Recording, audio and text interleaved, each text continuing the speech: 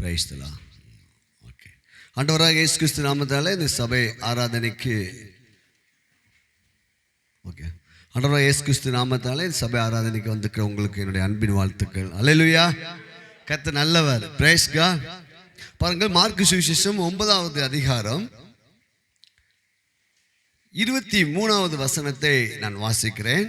புதிய ஏற்பாட்டில் இயேசு அவனை நோக்கி, நீ விசுவாசிக்க கூடுமானால் ஆகும், விசுவாசிக்கிறவனுக்கு எல்லாம் கூடும். என் கூட சேர்ந்து சொல்லுங்க, விசுவாசிக்கிறவனுக்கு எல்லாம் கூடும். ஒரு மிகப்பெரிய ஒரு வார்த்தை.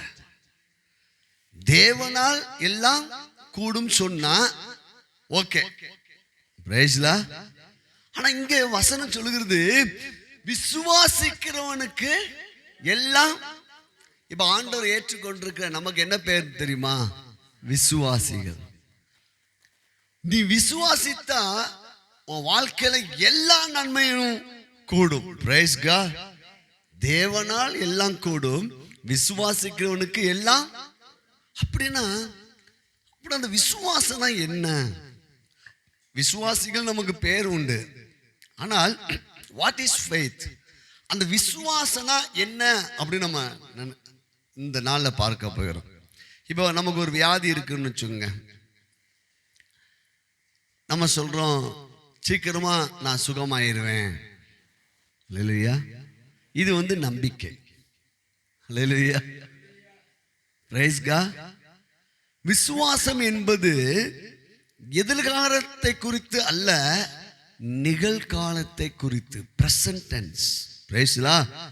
நான் அவருடைய தழும்புகளால் குணமானீர்கள். தேவன் செய்து முடித்ததை நிகழ்காலத்தில் நாம் விசுவாசிக்க வேண்டும். அதுதான் விசுவாசம். நம்பிக்கை. இன்னைக்கு உலகத்து மக்கள் நிறைய நம்புறாங்க, அப்படி நடந்துரும் இப்படி நடந்துரும். ஆனா ஆண்டவர் விசுவாசத்தை ஒரு படி நம்பிக்கைக்கு மேலாக, எபிரேயரில் சொல்லப்பட்டிருக்கிறது, விசுவாசம் என்பது நம்பப்படுகிறவரின் உறுதியும் காணப்படாத குறித்த நிச்சயம். அல்லேலூயா. அப்ப விசுவாசனை என்ன? 1 பேதுரு 2:24 சொல்ல, அவருடைய தழும்புகள் நீங்கள் குணமானீர்கள். ஆண்டவர் நமக்காக இந்த உலகத்தில் நம்ம பிறக்கிறதுக்கு முன்பாகவே நமக்காக வேண்டிய அனைத்து நன்மைகளையும் ஆண்டு செஞ்சு முடிச்சிட்டார். இப்போ அதை எடுத்து நிகழ்காலத்தில் நான் அவருடைய தழும்புகளால் இப்பொழுதே சுகமாயிட்டேன். அல்லேலூயா. விசுவாசம் என்பது நல்லா புரிந்துக்கோங்க.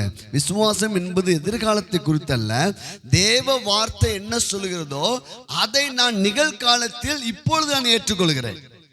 ஆண்டவருடைய வார்த்தை சொல்கிறது 8:9, 2 கொரிந்தியர் 8:9 நம்முடைய தரித்திரத்தை அவர் ஏற்றுக்கொண்டு நம்மை ஐஸ்வர்யவானாக ஆண்டவர் மாற்றி இருக்கிறார்.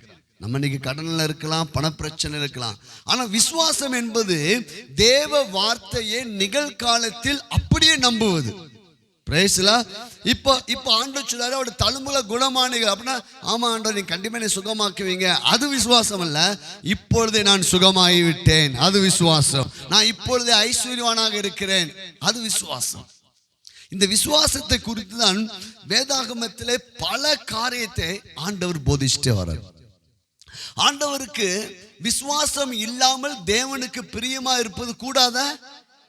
கடைசி வரை நமக்கு ஒண்ணு தேவை, விசுவாசம். பவுல் சொல்ற, நல்ல போராட்டத்தை போராடினேன், விசுவாசத்தை என்ன செஞ்சிட்டேன். அப்போ நம்முடைய அப்படிப்பட்ட அந்த விசுவாசிக்கிறவனுக்கு எல்லாம் கூடுமானால் அந்த விசுவாசம் என்பது என்ன?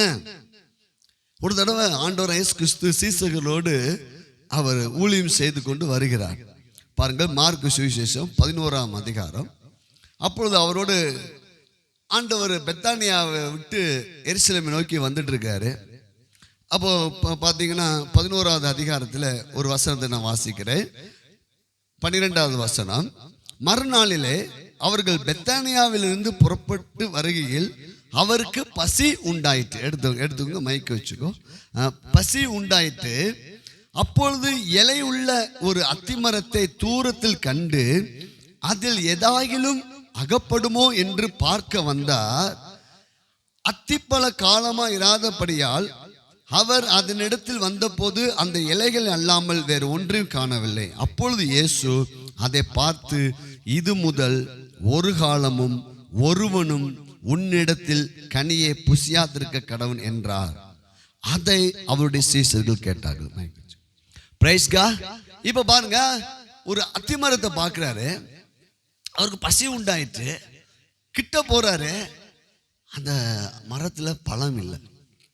உடனே சொல்றாரு, இனி ஒரு காலமும் உன்னிடத்தில் கனி வராது. இப்ப சீசர்கள் அதை கேட்கிறாங்க. இவங்க போய் பெத்தனியாவுக்கு போயிட்டாங்க. திரும்ப இயேசு கிறிஸ்து மறுநாளிலே அந்த வழியாய் வரும்போது, கீழே வசனம் வாசிக்கும் பாருங்கள், 20வது வசனம். யாராவது வாசிங்க. மறுநாள் காலையிலே அவர்கள் அந்த வழியாய் போகும்போது அந்த அத்திமரம் வேரோடு பட்டு போயிருக்கதை கண்டார்கள். பேதுரு நினைவு கூர்ந்து அவரை நோக்கி, ரபி, இதோ நீ சபித்த அத்திமரம் பட்டு போயிட்டு. இப்ப இங்க விசுவாசத்தை ஆண்டவர் கற்றுத்தர போறார். ஒரு நெகட்டிவான காரியத்தை வச்சு ஆண்டவர் ஃபெய்த்தை போதிக்க போறார். விசுவாசம் என்ன நம்ம நல்லா புரிஞ்சுக்கணும். இப்போ பேதுரு மட்டும் நினைவு கூர்ந்து சொல்றான், ரபி, நீ சபித்த பாத்தீங்களா, நீங்க சொன்னீங்க பாத்தீங்களா, அப்படியே நடந்துருச்சே. உடனே அதுக்கு என்ன பதில் சொல்றாருன்னா, அடுத்த வசனம், இயேசு அவர்களை நோக்கி, அவனிடத்தில் விசுவாசம் உள்ளவர்களாய் இருங்கள். தேவனிடத்தில் விசுவாசம் உள்ளவராயிருங்கள். தேவனிடத்தில் விசுவாசம் உள்ளவங்க இருங்க. அப்படின்னா இது தமிழ்ல போட்டு, இங்கிலீஷ்ல பார்க்கும்போது the kind of the God kind of the faith, தேவனுடைய விசுவாசம் உடையவராக இருங்கள். அல்லேலூயா. தேவன் அவர் சொல்ல ஆகும், அவர் கட்டளையிட. ஆண்டவர் சொன்னார் ஒழுங்கின்மை வெறுமை இருள் இருந்தது, ஆண்டவர் பேசினா வெளிச்சம் உண்டாக. அவர் சொன்னது அப்படி நடந்துச்சு. இப்ப என்ன சொல்றாருன்னா, எப்ப நீங்க தேவ சாயல இருக்கிறீங்க, நீங்க சொல்வது அப்படியே நடக்கும். ஹல்லேலூயா. நீங்கள் நன்மையை சொல்லும் போது அப்படியே நடக்கும். இன்னும் ஒரு படி தூரமா போய் இன்னொரு காரியம் சொல்றாரு, நான் வாசிக்கிறேன். எவனாயிலும் இந்த மலையை பார்த்து நீ பெயர்ந்து சமுத்திரத்தை தள்ளுண்டு போ என்று சொல்லி நான் சொன்னபடியே நடக்கும் என்று தன் இருதயத்தில் சந்தேகப்படாமல் விசுவாசித்தா அவன் சொன்னபடியே ஆகும் என்று மெய்யாகவே உங்களுக்கு நான் சொல்றேன். அல்லேலூயா. இப்ப இன்னும் என்ன சொல்றாரு, எப்பா நான் சபித்த இந்த அத்திமரத்துக்கு மாத்திரம் இல்ல, இந்த மலையை பார்த்து பெயர்ந்து சமுத்திரத்தை தள்ளுண்டு போ என்று சொல்லி தன் இருதயத்தில் சந்தேகப்படாமல், நீ சந்தேகப்படாம ஒரு காரியத்தை நன்மையை சொல்லிட்டனா அது அப்படியே உனக்கு நடக்கும். அப்ப விசுவாசம் என்பதை இங்க எதை குறிக்கிறது என்றால், அத்திமரத்துக்கு நின்றுகிட்டு அவர் ஜெபிக்கல, அத்திமரத்தை கட்டளையிட்டார். அல்லேலூயா. விசுவாசம் எப்படி பண்ண? faith will work by saying it without prayer. அதாவது என்ன சொல்லப்பட்டிருக்குன்னா, ஜெபிக்காமல் சொல்வதன் மூலம் விசுவாசம் செயல்படும். என் கூட சொல்லுங்க, ஜெபிக்காமல் நான் கட்டளையிடும் போது விசுவாசம் செயல்படும். அல்லேலூயா. நான் அவருடைய தழும்புகளால் இப்போ இந்த நிமிஷம் நான் சுகமாயிட்டேன். அல்லேலூயா. நான் இந்த நிமிடம் நான் ஐஸ்வர்யவானா இருக்கிறேன். இப்ப சின்னவன் ஆயிரமும் சிறியவன் பலத்த ஜாதியமாவான். அல்லேலூயா. இப்பொழுது பெரும் ஜனத்தோடு நாங்க இருக்கிறோம். இதான் விசுவாசம். அல்லேலூயா. இப்பொழுது நான் மகிழ்ச்சியாக இருக்கிறேன். இதான் விசுவாசம். விசுவாசம் என்பது எதிர்காலத்தை குறித்தல்ல, நிகழ்காலத்தை சார்ந்தது. ஆண்டவர் சொல்ற விசுவாசம் என்பது நீ பேச போற பத்தியா அந்த வார்த்தையை சார்ந்தது. எவ்வளவு முக்கியம் பாருங்க. நம்ம கடனை பேசுறோம், அவிசுவாசத்தை பேசுறோம், பலவீனத்தை பேசுறோம். No no no. நீ இந்த மரத்தை பார்த்து, நான் சபிச்சதை பார்த்து நீ ஆச்சரியப்படுற. நான் உனக்கு சொல்றேன், இந்த மலையை பார்த்து பெயர்ந்து சமுத்திரத்தை தள்ளுண்டு போ என்று நீ உன் இருதயத்தில் நீ நம்பினா விசுவாசித்தா நீ சொன்னபடியே நடக்கும். அடுத்து இன்னும் ஜெபத்தை குறித்து அப்படியே கொண்டு வர இருப்பாங்க. அடுத்த வசனம் சொல்றாரு, ஆதலால் நீங்கள் ஜெபம் பண்ணும் போது எவைகளை கேட்டுக்கொள்வீர்களோ அவைகளை பெற்றுக்கொள்வோம் என்று விசுவாசியுங்கள், அப்பொழுது அவைகள் உங்களுக்கு உண்டாகும் என்று சொல்லுகிறேன். என்ன ஜெபத்துக்கு விசுவாசம் என்பது, ஜெபத்தை எப்படி ஜெபிக்கணும் என்பதை ஆண்டவர் விசுவாச ஜெபத்தை சொல்லி தராரு. ஜெபத்துல எவைகளை கேட்பீங்களோ அவைகளை பெற்றுக்கொள்வோம் என்று முதல்ல என்ன செஞ்சுங்க, நடந்துச்சு ஆண்டவரே அப்படின்னு நம்புங்க, அப்போ உங்களுக்கு உண்டாயிடும். அல்லேலூயா. நான் சபிச்சேன் அத்திமரம், அது அப்படி பட்டு போயிடுச்சு. ஆண்டவர் பேசின போது மறுநாள் தான் அத்திமரம் பட்டு போன போது தோன்றியது. நோ நோ, அவர் சொன்ன உடனே அந்த ஆணி வேறு பட்டு போக துவங்கி விட்டது. ஒருவேளை நம்ம இப்போ நல்வார்த்தைகளை வாக்குத்தத்தங்களை பேசிட்டு இருக்கிறோம், ஒருவேளை நடக்காத மாதிரி இருக்கலாம். ஆனால் நீங்கள் விசுவாசிங்கள், தேவ வார்த்தை வெறுமையாய் திரும்பாது. ஹல்லேலூயா. அவருடைய தழும்புகளால் குணமானீர்கள் என்று நீங்க சொல்லும்போது உங்க சரீரத்தில் அதே வியாதி இருக்கலாம், ஆனாலும் கர்த்தருடைய வார்த்தை வெறுமையாய் திரும்பாது. அப்போ ஜெபத்தில் எவைகளை கேட்பீங்களோ அவைகளை பெற்றுக்கொள்வோம் என்று. அப்போ நம்ம எப்படி விசுவாசிக்கணும்? இந்த ஃபெய்த் நம்ம பிடிக்கும் போது அது ஃபைனான்ஸுக்கும் வரும், சுகத்துக்கும் வரும், பெருக்கத்துக்கும் வரும், உயர்வுக்கு வரும், எல்லாவற்றுக்கும். அதனால ஆண்டவர் சொன்னார், விசுவாசிக்கவனுக்கு எல்லாம் கூடும். ஹல்லேலூயா. அப்போ நம்ம இன்னைக்கு நம்ம என்ன நினைக்கிறோம்னா, ரெண்டு ஃபெய்த் இருக்குது. ஒன்று கண்ணால பார்த்துட்டு அப்புறம் நம்புவது. ஹல்லேலூயா. தோமாவுடைய ஃபெய்த் அதுதான். தோமாவுடைய ஃபெய்த் எப்படின்னா, இயேசு கிறிஸ்து உயிர்த்த பிற்பாடு அப்போ ஆண்டவர் பல முறை காட்சி கொடுத்தாரு. அந்த நேரத்தில் தோமா என்ன செய்யல? இல்லை. இப்போ தோமாவுடைய ஃபெய்த் பாருங்க, யோவான் சுவிசேஷம் 20ஆம் அதிகாரம். இப்போ நம்மளுடைய ஃபெய்த்தை நம்ம என்ன செய்ய போகிறோம்? கொஞ்சம் தட்டி எழுப்ப போகிறோம். நம்முடைய சூழ்நிலைகளை கர்த்தர் மாற்றுவார். நமக்குள்ள இருக்க அந்த விசுவாசத்தை எப்படி உருவாக்கணும் என்பதை நம்ம பார்க்க போகிறோம். பாருங்கள் 26. மறுபடியும் 8 நாளைக்கு பின்பு அவருடைய சீசர்கள், அவன் பாருங்க 25 வாசிங்க. மற்ற சீசர்கள் கர்த்தரை கண்டோம் என்று அவனுடைய சொன்னார்கள். இப்போ ஆண்டவர் இயேசு கிறிஸ்து உயிர்த்தெழுந்த பிற்பாடு அந்த பூட்டின அறையில இயேசு காட்சி கொடுத்தாரு. அப்போ தோமா என்ன செய்யல? இல்ல. அப்ப சீசர்கள் எல்லாம் சேர்ந்து சொல்றாங்க, அப்பா இயேசுவை நாங்க பார்த்தோம். அதுக்கு அவன் என்ன சொல்றான் பாருங்க. அதற்கு அவன் அவருடைய கைகளில் ஆணிகளால் உண்டான காயத்தை நான் கண்டு அந்த காயத்திலே என் விரலை விட்டு என் கையை அவருடைய விலாவிலே போட்டால் ஒழிய நான் விசுவாசிக்க மாட்டேன். அவன் என்ன சொல்றான்? இயேசு பார்த்தா மட்டும் இல்ல, காயப்பட்டுச்சு பாத்தீங்களா, அந்த கையை என்ன செய்வேன்? அவன் விழாவில் குத்தப்பட்டு அதை நான் என்ன செய்வேன்? தொட்டு. அதாவது நம்முடைய ஜெபத்துக்கு பதில் நடந்த பிற்பாடு விசுவாசிப்பது விசுவாசம் அல்ல. அல்லேலூயா. ஒரு வேலைக்காக ஜெபிக்கணும்னா, ஆண்டவர் வேலை கிடைத்ததுக்காக நன்றி. இப்போ கடன் பிரச்சனைகளாக மாறுவதற்காக நம்ம ஜெபிக்கணும்னா நம்ம என்ன பேசணும்? என் தேவன் தம்முடைய ஐஸ்வர்யத்தின்படி எல்லா குறைகளையும். அப்போ நம்ம வியாதிக்காக ஜெபிக்கணும், அவருடைய தழும்புகள் நான் என்ன செஞ்சுட்டேன் ஆண்டவரே? இதுதான் விசுவாசம் சொல்றார். ஹல்லேலூயா. விசுவாசம் என்பது ஒரே ஒரு வரியில சொல்லணும்னா, கர்த்தருடைய வார்த்தையை அப்படியே நம்புவது, அவ்வளவுதான் விசுவாசம். ஹல்லேலூயா. இப்போ உடனே இப்ப தோமாவோட ஃபெய்த்தை பாருங்க. அவன் என்ன சொல்றான்? நடக்கட்டும், அவர் பார்த்த பிற்பாடு அவர் கையை நான் தொட்டாதான் நான் என்ன செய்வேன்? நம்புவேன். இது நேச்சுரல் ஃபெய்த், பிசிக்கலா உண்டாகிற ஃபெய்த். இப்போ நம்முடைய விசுவாசத்தை தேவனை அறியாத ஜனங்கள் என்ன செய்ய முடியாது? புரிஞ்சுக்கல. என்னடா பைத்தியமா இருக்காங்க போல இவங்கெல்லாம் அப்படின்னு நினைப்பாங்க. அவங்களுடைய விசுவாசம் எப்படின்னா, கண்டு விசுவாசிப்பது.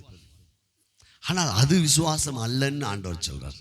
இப்ப பாருங்க, உடனே மறுபடியும் பாருங்க 26. மறுபடியும் 8 நாளைக்கு பின்பு அவருடைய சீசர்கள் வீட்டுக்குள்ளே இருந்தார்கள். தோமாவும் அவர்களுடைய கூட இருந்தான். கதவுகள் பூட்டப்பட்டிருந்தது. அப்பொழுது இயேசு நடுவே நின்று உங்களுக்கு சமாதானம் என்றார். பின்பு அவர் தோமாவை நோக்கி, நீ உன் விரலை இங்கே நீட்டி என் கைகளை பார், உன் கைகளை நீட்டி என் விலாவிலே போடு, அவிசுவாசியாயிராமல் விசுவாசியாய். அல்லேலூயா. நடந்த பிற்பாடு நம்புவது என்ன விசுவாசமா? அவிசுவாசம். அல்லேலூயா. அப்ப விசுவாசம் என்ன? நடக்கிறதுக்கு முன்னாடியே ஆண்டோடைய வார்த்தையின்படி எனக்கு நடந்தது என்று நம்புவது விசுவாசங்க. அல்லேலூயா. இந்த மலையை பார்த்து பெயர்ந்து சமுத்திரத்தை தள்ளுண்டு போன்ற ஒரு பெரிய ஊழியக்காரர், அவருடைய பெயர் ஹென்னத் ஹேகின். அவருடைய பிறப்பு அவர் குறை மாதத்தில் பிறந்த ஒரு குழந்தை. அவர் பிறந்த உடனே ஆஸ்பத்திரியில் சொன்னாங்களாம், அந்த பிள்ளை அநேகமாக டெட் ஆயிடுச்சு, சரி அம்மாவையாவது நம்ம என்ன செய்யணும், நல்லா கவனிக்கணும்னு சொல்லிட்டு டாக்டர்லாம் அவங்க அம்மாவை கவனிச்சுட்டு இருந்தாங்களாம். உடனே அந்த அந்த அந்த ஹென்னத் ஹேகினுடைய பாட்டி கிராண்ட்மா அவங்க அந்த பிள்ளையை தொடுவோம் சொல்லி தொட்டு பார்த்துருக்காங்க, கொஞ்சம் அசைவு உண்டாயிருக்குது, கையிலன்னு உயிர் இருக்குது. அப்போ எப்படியா அந்த பிள்ளையை என்ன செஞ்சிடணும், நம்ம வளர்த்துடணும். அப்போ இந்த பிள்ளைக்கு கொஞ்சம் குளிர் வந்தால் சளி பிடிச்சிக்குமா. அப்படி வளர வர மற்ற பிள்ளைங்களை மாதிரி இவரால் விளையாட முடியல. விளையாண்டா அப்படியே ஒரு இழப்பு மாதிரி வருமா. மற்ற பசங்க மாதிரி அவரும் அப்படியே வயசு ஆகிட்டே இருக்குது. ஆனால் மற்ற பிள்ளைங்க மாதிரி அவருடைய நடவடிக்கை இல்லை, ஓடிக்கிட்டு விளையாட முடியல. அப்படியே வீட்டுக்கு போவேன், ஸ்கூலுக்கு போவேன், அப்படியே இருந்துட்டு போது வயசு 16வது வயசில் திடீர்னு பார்த்தா அவருடைய சரீரத்தில் அந்த பிளட்டில் பல மாற்றங்கள் உண்டாயிடுச்சான். ஹார்ட் ப்ராப்ளம் அதிகமாக ஆயிடுச்சு, ஹார்ட்டில் ஒரு சில டிசீஸ் வந்துடுச்சான். அதோட திடீர்னு ஒரு கால் வராமல் போயிடுச்சான். அப்படியே படுத்த படுக்கையில் போயிட்டார். இப்போ டாக்டர்லாம் சொல்லியிருக்காங்க, இது அவ்வளோதான், ஏகப்பட்ட வியாதி இவருக்கு இருக்குது, இவரால் நடக்க முடியாது, இனிமேல் ஹார்ட் ப்ராப்ளம் இருக்குது, அவ்வளோதான், நாட்கள் என்ன செஞ்சுக்கலாம், எண்ணிக்கலான்னு. இப்போ அவனுக்கு கொஞ்ச நாள் ஸ்கூலுக்கு போயிட்டு சண்டே கிளாஸ் போயிட்டு ஞானஸ்தானம் எடுத்துட்டா இருப்பான், எடுத்துட்டு. ஆனால் இப்படி படுத்த படுக்கை ஆன உடனே ஒரு 12 மாதம் படுத்த படுக்கையில் அப்படியே இருந்திருக்காரு. ஒரு வேதனை. நம்முடைய வாழ்க்கை அவ்வளோதானா, முடிஞ்சிருமா? எப்போதுமே ஒரு பக்கத்தில் ஒரு புதிய ஏற்பாடு வச்சுட்டே இருப்பாராம். நினைக்கிற நேரத்திலாம் பெட்டில் படுக்கும் போதெல்லாம் அந்த புதிய ஏற்பாடு எடுத்து வாசித்துக்கிட்டே இருப்பாராம். எப்பெல்லாம் நேரம் கிடைக்குதோ புதிய ஏற்பாடு பல முறை வாசித்துக்கிட்டே இருப்பாராம். ஒரு முறை இந்த வசனத்தை ஆண்டவர் இடைப்பட்டாராம். ஜெபத்தில் எவைகளை கேட்பீங்களோ அப்படின்னு எழுதிருக்கீங்களா ஆண்டவரே, நான் கேட்குறேன் ஆண்டவர், நான் வாழணும், நான் வாழணும், என்னை நீங்கள் சுகமாக்குனதுக்காக நன்றி. இன்னொரு வசனத்தை அப்படி வாசித்துட்டு வந்திருக்காரு. 1 பேதுரு 2:24, அவருடைய தழும்புகளை நீங்கள் குணமன். அந்த வசனத்தை பிடிச்சு அதை கேட்டுக்கிட்டே இருந்திருக்காரு படுத்துக்கிட்டே. அவட தழும்புகளை நான் சுகமாயிட்டேன், அவட தழும்புகளால் சுகமாயிட்டேன். அப்போ ஜெபத்தில் எவைகளை கேட்பீங்களோ பெற்றுக்கொள்ளணும்னு சொன்னீங்களா ஆண்டவரே, நான் சுகமாயிட்டேன்னு நான் விசுவாசிக்கிறேன் ஆண்டவரே, நான் இது சுகமானதுக்காக நன்றி ஆண்டவரே. சில மாதங்களாக அந்த ஒரு வசனத்தை பிடிச்சு நான் சுகமாயிட்டேன் ஆண்டவரே, நான் சுகமாயிட்டேன் ஆண்டவரே, நான் சுகமாயிட்டேன் ஆண்டவரே, நான் சுகமாயிட்டேன் ஆண்டவரே, உங்கள் காயத்தில் நான் சுகமாயிட்டேன் ஆண்டவர் சொல்லிட்டே இருந்தாராம். ஆனாலும் அற்புதம் நடக்கலையா. ஒரு நாள் திடீர்னு பரிசுத்த ஆவியானவர் ஒரு சத்தம் அவருக்குள்ள அபிஷேகத்து மூலமா கேட்டுச்சான். எப்பா நீ சுகமாயிட்டு சொல்ற, ஏன் படுத்திருக்கிற? Faith is working. விசுவாசம் செயல்படும்பா, கிரியை இல்லாத விசுவாசம் செத்தது.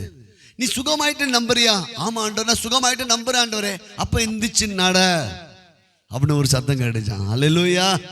அப்போ திடீர்னு விசுவாசத்தோடு அவருடைய 2 கைகளை வச்சு அந்த நடக்க முடியாது செயலிருந்து அந்த காலை தூக்கி பெட்டு கீழே வச்சாராம். வச்சு நான் நடக்க போறேன், நான் சுகமாயிட்டேன், நான் ஏன் படுத்திருக்கணும் அப்படின்னு சொல்லிட்டு அவர் முதல் ஸ்டெப் அந்த செயலிருந்த காலை அப்படி தூக்க முயற்சி பண்ணாராம். கால் வர ஆரம்பித்து விட்டதாம். அல்லேலூயா. அப்போ கொஞ்சம் தூரம் நடந்தா கூட ஸ்டெப்ல ஹார்ட்ல அப்படியே ஒரு மூச்சு வாங்குமா, அது இல்லையா. திரும்ப 2வது ஸ்டெப், 3வது ஸ்டெப், 4வது ஸ்டெப் அப்படியே நடக்கிறாராம். அந்த ரூமுக்குள்ளேயே நடந்துட்டு இருக்காராம். நடக்க அவருக்கு எந்த ஒரு அந்த பிளட்னால வந்த டிசீஸோ ஹார்ட் ப்ராப்ளமோ எதுவுமே தெரியல. ஒரு புது பலன் வந்துகிட்டு இருக்கிறான், உள்ள நடந்துகிட்டே இருக்காராம். நடந்துட்டு அமைதியா பெட்டில் படுத்துட்டு நன்றி செலுத்திட்டு இருந்தாராம். அவங்க அம்மா வந்தாங்களாம். அவங்க அம்மாட்ட சொன்னாராம், அம்மா எனக்கு நல்ல ஒரு ட்ரெஸ் எடுத்து வைங்க, நாளை காலையில் உங்கள் கூட உட்காந்து நான் சாப்பிட போகிறேன். அது நடந்தது சொல்லலையா. அப்போ அவங்க இப்போ ஒன்னாலே ட்ரெஸ் போட முடியாது, நான் தானே உனக்கு உதவிச்சுன்னு. இவன் எப்படி இப்படி கேட்குறான்? இல்லைம்மா என் பெட்டில் நீங்கள் என்னுடைய ட்ரெஸ்ஸை கொண்டு வைங்கன்னு சொல்லிட்டாப்புல. சரின்னு சொல்லிட்டு சரி மகன் ஏதோ ஆசைப்படுறான்னு சொல்லிட்டு வச்சுட்டு போயிட்டாங்களாம். மறுநாள் காலையில் எல்லாரும் அவங்க ஃபேமிலிக்கு எல்லாரும் பிரேக்ஃபாஸ்ட்டுக்காண்டி டைனிங் ஹாலில் உட்காந்துருந்தாங்களாம். நல்லா அந்த ட்ரெஸ்ஸை போட்டுட்டு விசுவாசமாய் அன்னைக்கு நடக்க ஆரம்பித்தாராம். அல்லேலூயா. கடைசி சாகர வர அந்த டிசீஸ் அவருக்கு வரவே இல்லை. அல்லேலூயா.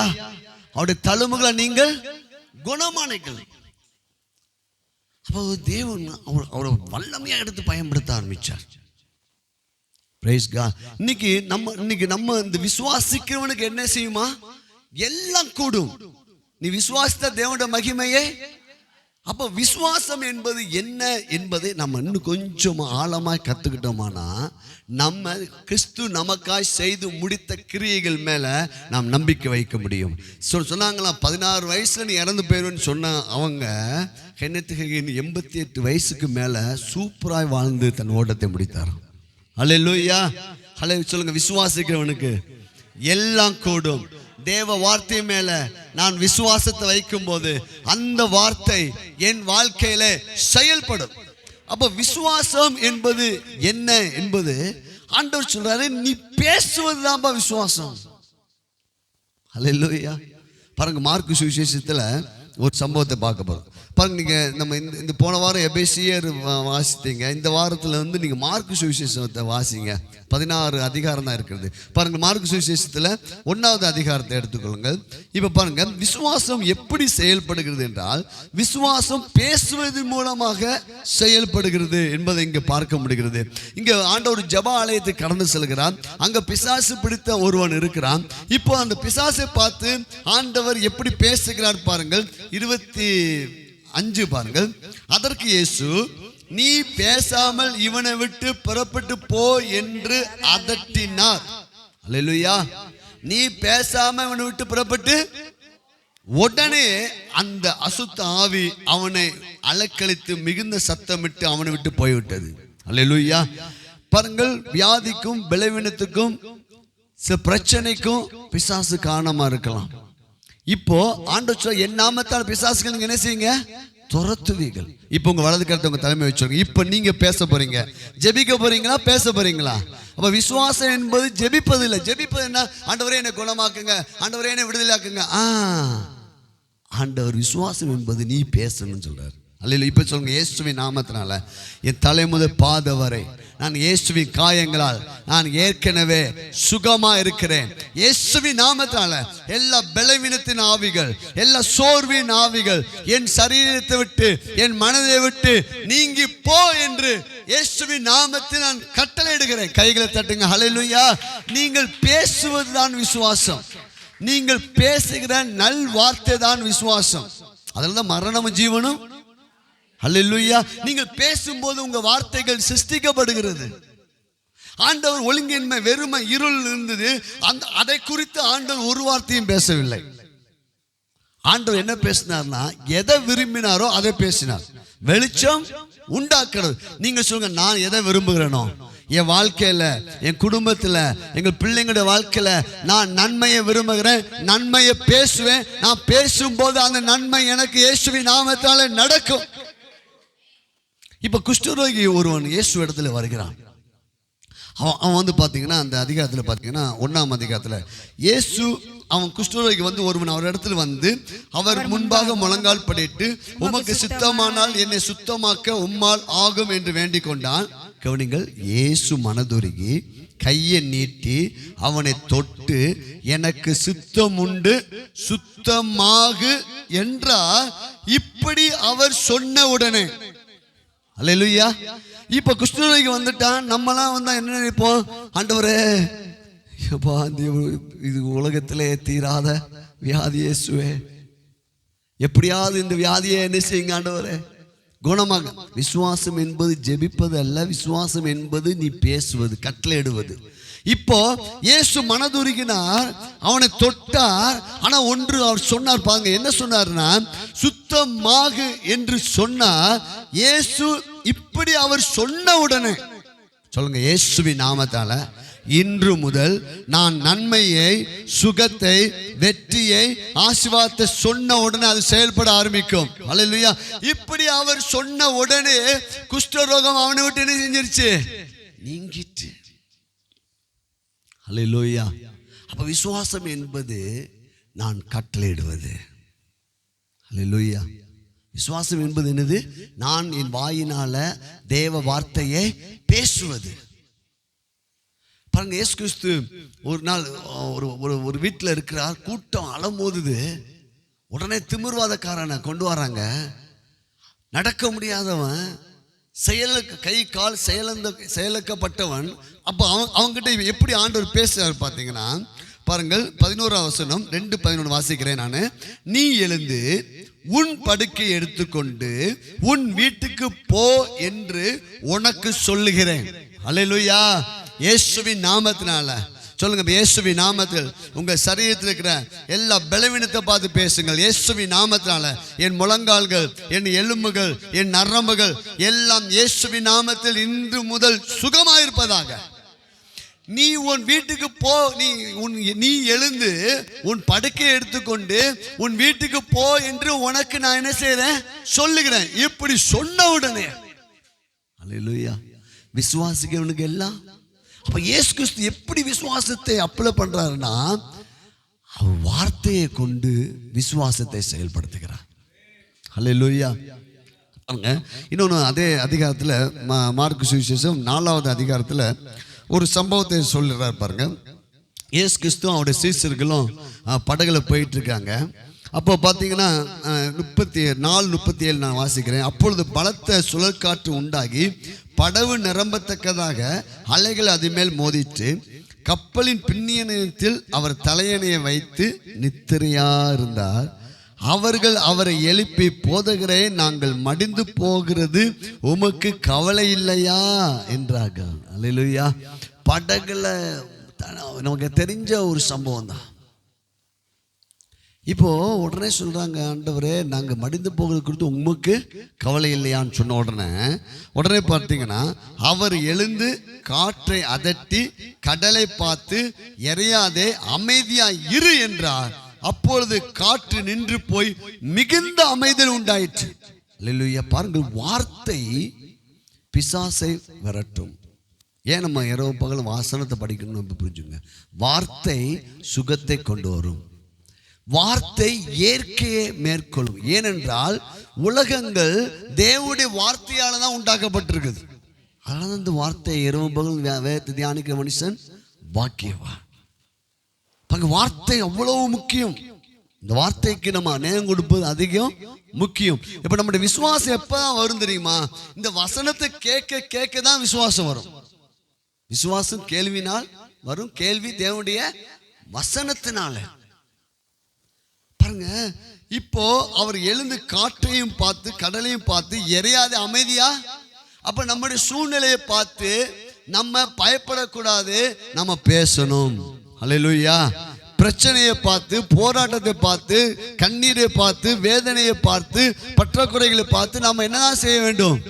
பேச வேண்டும். எறையாது, அமைதியா இரு என்று நான் உனக்கு சொல்லுகிறேன். குடும்பத்தில் சண்டை சச்சரவு வரும்போது சொல்லணும், இயேசுவின் நாமத்தினாலே சமாதானம் உண்டாவதாக. உடனே இப்ப ஆண்டவர் சீசர்கிட்ட எப்படி எதிர்பார்க்கிறார்? அவர்கள் நோக்கி, ஏன் இப்படி பயப்படுகிறீர்கள்? ஏன் உங்களுக்கு விசுவாசம் இல்லாமல் போயிற்று என்றார். அப்ப விசுவாசம், அவர் என்ன விசுவாசத்தை சீசர்கிட்ட எதிர்பார்க்கிறார் ஆண்டவர்? உனக்கு அதிகாரம் இருக்குதுன்னு சொல்றார். நீ ஏன் சாயல்ல படி நீ என்ன செஞ்சிருக்க? நான் அத்தி மரத்தை பார்த்து சபித்தா அத்தி மரத்துக்கு என்ன நடந்துச்சோ நீ பேசினாலும் நடக்கும். நீ தேவ சாயல இருக்கிற. அல்லேலூயா. அப்ப நம்ம வார்த்தை எவ்வளவு முக்கியம் பாத்தீங்களா? அப்ப நம்ம ஜெபனா என்ன? வாக்குத்தத்தத்தை எடுத்து சொல்வது, பேசுவது, நம்ம கண்ணீர் வடிக்கிறது அல்ல. ஏன் பயப்படுறீங்கன்னு சொல்றாரு. எப்படி இருக்கு பாருங்க. ஏன் உங்களுக்கு விசுவாசம் இல்லாமல் போயிட்டு அப்படின்னு கேட்கிறாரு. அப்ப எதாவது விசுவாசம் என்ன சொல்ல? நீ வந்து செயல்படுப்பா.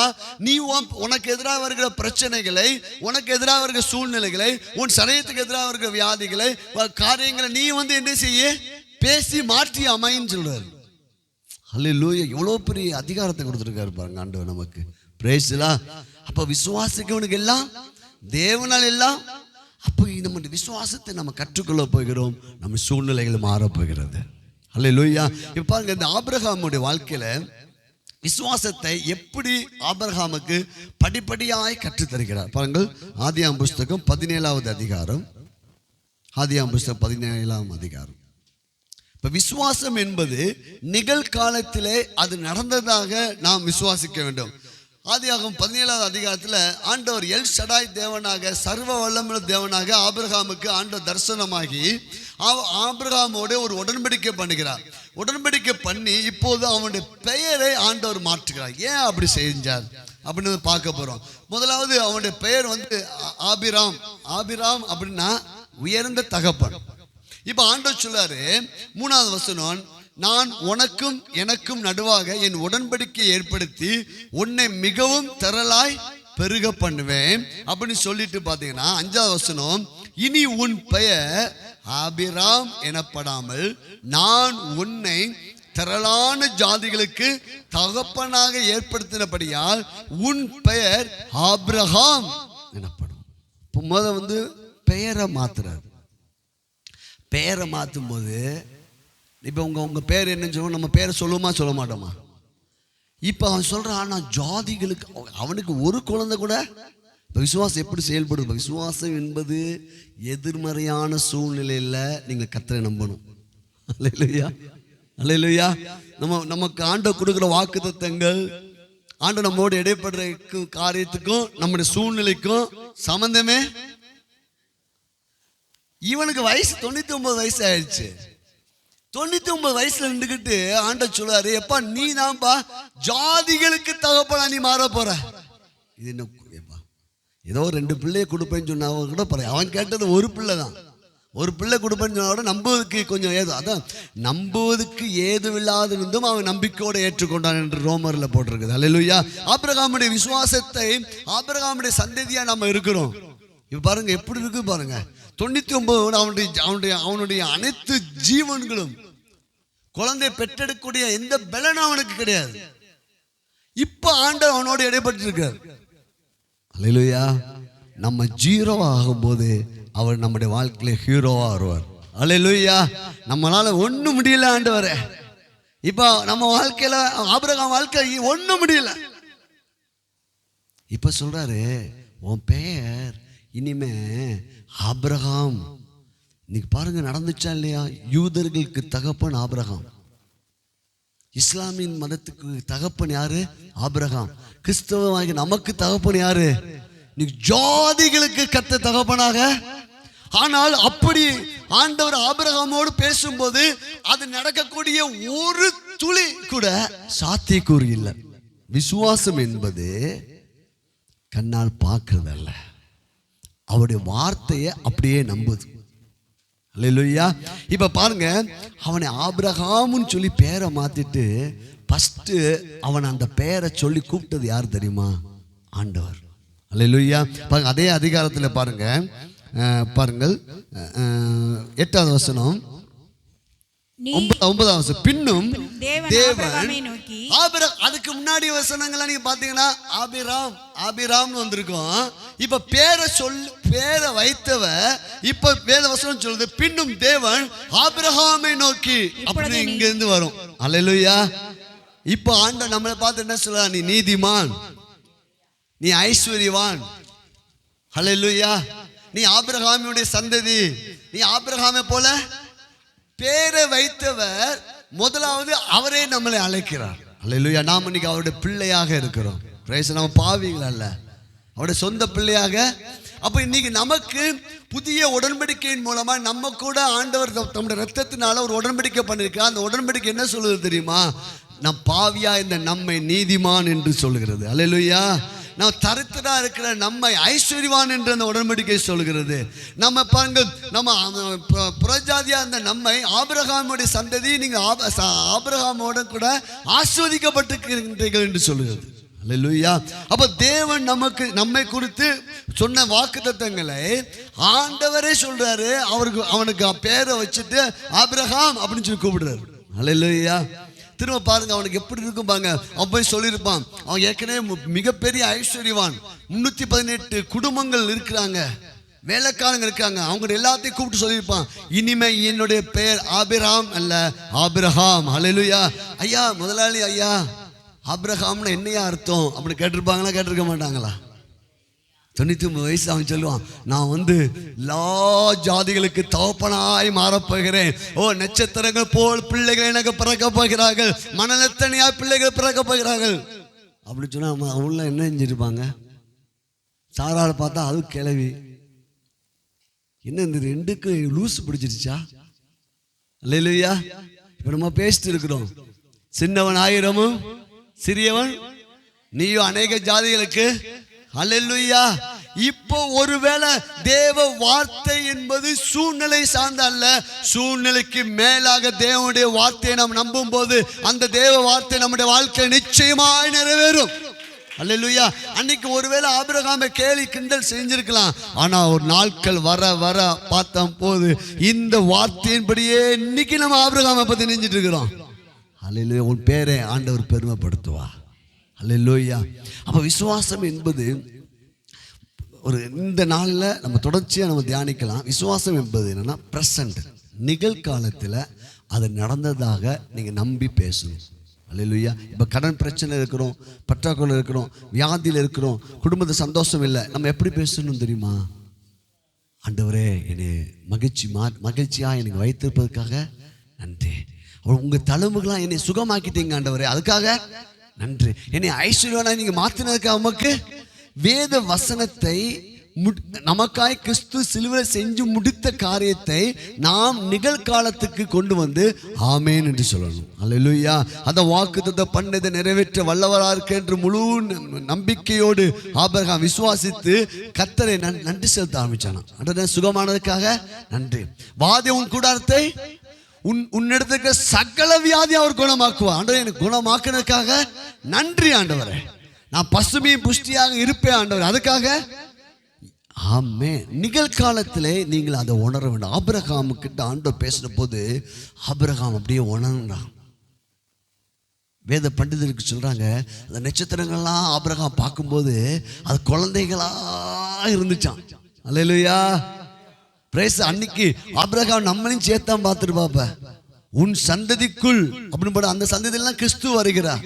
இன்னைக்கு நம்ம இயேசுவை ஏற்றுக்கணும், நம்மளையும் கூட ஆபிரகாம் பார்த்துருப்போம். அல்லேலூயா. அப்போ விசுவாசம் என்பது நீங்கள் நிகழ்காலத்தில் அதை ஆண்டவர் செஞ்சுட்டாரு. அல்லேலூயா. இந்த நாள் ஒரு தீர்மானம் எடுக்க போறோம். இப்ப எரிகோ கிட்ட ஆண்டவர் சொன்னாரு யோசுவா கிட்ட, எரிகோவை நான் உன் கையில் ஒப்பு கொடுத்தேன். எரிகோ இன்னும் பிடிக்கல, பிடிக்கிறதுக்கு முன்னாடி சொன்னாரு ஒப்பு கொடுத்தேன். அதன் அடிப்படையில் தான் அவர்கள் கடந்து சென்ற போது, அவர்கள் செயல்பட்ட போது, எதன் அடிப்படையில் தெரியுமா?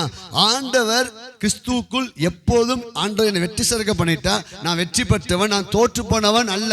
வாழ்க்கையில எந்த காரியத்தில் நான் தோற்று போனவன் அல்ல, நான் வெற்றி பெற்றவன். இந்த யோசுவாக்குள்ளாக அப்படிப்பட்ட எண்ணங்களை கொடுத்தா, நீ அந்த எரிகோ கிட்ட ஒப்படைச்சிட்டேன்பா. அந்த அடிப்படையில் அவங்க போய் சுற்றினார்கள். எரிகோ விழுந்துச்சுங்க. இன்னைக்கு எல்லாம் இப்போ எழுந்து நின்று நம்ம விசுவாசிக்க போறோம். ஆண்டவர் நான் சுகமாயிட்டேன் ஆண்டவரே.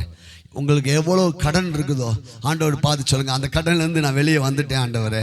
உங்கள் குடும்பத்தில் இருக்க பிரச்சனைகளை பார்த்து நீங்கள் சொல்லுங்க, இந்த பிரச்சனையெல்லாம் சரியாயிடுச்சு ஆண்டவரே.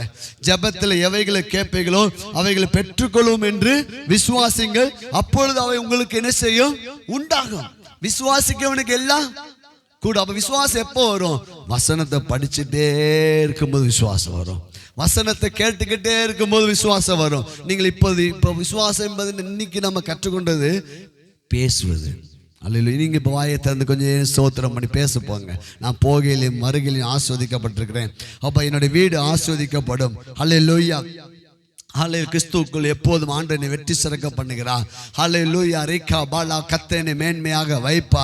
கர்த்தருடைய வார்த்தையை நீங்கள் பேசுங்கள். நீங்கள் இனி அழ வேண்டாம். உங்கள் சரீரத்தை பார்த்து பேசுங்கள். இயேசுவின் நாமத்தில் நான் சுகமானதுக்காக நன்றி ஆண்டவரே. அவருடைய தழும்புகளால் நான் குணமானதுக்காக நன்றி. என்ன பலப்படுத்த கிறிஸ்துவினாலே எல்லாவற்றையும் செய்யக்கூடிய பலனை ஆண்டவரே நீர் எனக்கு கொடுத்தமைக்காய் ஸ்தோத்திரம் ஆண்டவரே. கரங்களை தட்டி ரீபா ரபா ஷத ரபா ரபா லபலா ஓ ரேகா லாபோ பாராபா ஓ ரேகா பாராபா ஷகலபா லபலா. எப்போ இந்த விசுவாசம் எப்போ வரும் தெரியுமா? இப்படி இந்த செய்தியை கேட்க வரும். அடுத்து பைபிள் வசனத்தை வாசிக்க விசுவாசம் வரும். அல்லேலூயா. ஒரு தீர்மானம் எடுப்போம். ஆண்டவரே இந்த வார்த்தையை கொண்டு தான் இந்த உலகம் முழுவதும் உண்டாக்கப்படுமானால் அந்த வார்த்தையை நாங்கள் இரவும் பகலும் தியானிக்க பேச எங்களுக்கு உதவி செய்யுங்க ஆண்டவரே. இனி நான் சூழ்நிலையை பார்த்து கட்டளையிடுவேன், வியாதியை பார்த்து நான் பேசுவேன், பண நெருக்கடியை பார்த்து நான் பேசுவேன். ஹல்லேலூயா. சொல்லுங்க, இயேசுவின் நாமத்தினால எங்க சபை இப்போது இருக்கிறதே பார்க்கலாம் 1000 மடங்கு பலுகி பெருகும். ஹல்லேலூயா. நாங்கள் வலது புறமும் இடது புறம் இடம் கொண்டு நாங்கள் பெருகுவோம். சொல்லுங்க, விசுவாசிக்கிறவனுக்கு எல்லாம் கூடும். எல்லாம் சத்தமா சொல்லுவோமா? விசுவாசிக்கிற எனக்கு எல்லாம் நடக்கும், எல்லா நன்மைகளும் நடக்கும், எல்லா ஆசீர்வாதமும் வரும். ஓ ராகாபா ஷாகாபா லபு லா தோரிகாபா பாபாலா. ஆண்டவர் ஒரு காரியத்தை சொன்னார், உன்னை தேடி உங்களை தேடி எல்லா நன்மைகளும் வருகிறது. சொல்லுங்க, உங்க இருதயத்தில் கை வச்சவங்க, என்னை தேடி எல்லா நன்மைகளும் வருகிறது.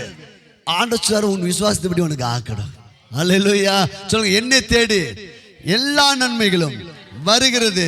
எங்கள் குடும்பத்தை தேடி எல்லா நன்மைகளும் வருகிறது. எங்கள் சபையை தேடி எல்லா நன்மைகளும் வருகிறது. ஆமென். ஹல்லேலூயா. கரங்களை தட்டி ரபா ஷகலா பலா பலா பலா. இனி உங்களுடைய சுகத்துக்காக எப்படி ஜெபிக்க போறீங்க? சுகம் உண்டாக போதா? உண்டாகுமா? உண்டாயிருச்சா? நான் சுகமானதுக்காக நன்றி. உங்க கடனுக்காக நீங்க என்ன எப்படி பேச போறீங்க? நான் அநேக ஜாதிகளுக்கு கடன் கொடுப்பேன். அல்லேலூயா, அல்லேலூயா, அல்லேலூயா. கரங்களை தட்டி ரபா ஷதா ரபா லபா லபா லா. விசுவாசிக்கவனுக்கு எல்லாம் கொடும். ஜெபத்தில் எவைகளை கேட்பீங்களோ அவைகள் பெற்றுக்கொள்வோம் என்று விசுவாசிங்கள், அப்பொழுதுதான் நடக்கும். பாருங்க, ஹெனதிகையின் ஒரு நாள் இல்ல என்னை சுகமாக்கிட்டீங்க ஆண்டவர்னு சொல்லி எந்திரிச்சு நடக்க ஆரம்பிச்சிட்டார். இந்த நாள் முதல் விசுவாசம் ஜெயிக்க போகிறது. விசுவாசம் என்ற கேடகத்தை பிடித்து சத்துருடைய கிரியைகளை நாம் நிர்மூலமாக்க போகிறோம். சொல்லுங்க, இயேசுவின் நாமத்தினால நான் மகிழ்ச்சியா இருக்கிறேன். எந்த மனசோர்வும் எந்த கவலையும் என்னை மேற்கொள்வது இல்லை. நான் கிறிஸ்துவுக்குள் இருக்கிறேன். இயேசுவின் இரத்தத்தினால் நான் மூடப்பட்டிருக்கிறேன். கரங்களை தட்டி ரபா ரபா ஷதா ரபா லபா ஓ ரேகா லபா ஷகா பாபா பாபா. ஆண்டவரே, உம்மை துதிக்கிறோம், உம்மை ஸ்தோத்திக்கிறோம். ஆண்டவரே, இந்த விசுவாசத்தை எனக்கு கற்றுத்தாங்கப்பான்னு சொல்லி வலது கருத்து எழுதி ஜெபம் பண்ணுவோமா? ஆண்டவர், இந்த விசுவாசத்தை வேத வசனத்தின் மூலமாய் இன்னும் எங்களுக்கு கற்றுத்தாங்க. ஆண்டவரே, விசுவாசிக்கிறவனுக்கு எல்லாம் கூடுன்னு சொன்னீங்களே, எங்க வாழ்க்கையில எல்லா நன்மைகளை பெற்றுக்கொள்ள எங்களுக்கு உதவி செய்யும். இதை பார்த்து கொண்டிருக்க ஒவ்வொருவருக்கும் விசுவாசம் வர்த்திக்க பண்ணப்படுவதாக. என் சபை மக்கள் ஒவ்வொருவருக்கும் விசுவாசம் வர்த்திக்க பண்ணப்படுவதாக. இயேசுவின் நாமத்தில் நீங்கள் அப்படியே செய்ததற்காக நன்றி ஆண்டவரே. கரங்களை தட்டி ஓ glory to Jesus, Jesus, Jesus, Jesus, Jesus. இயேசுவின் நாமத்தில் பிதாவே.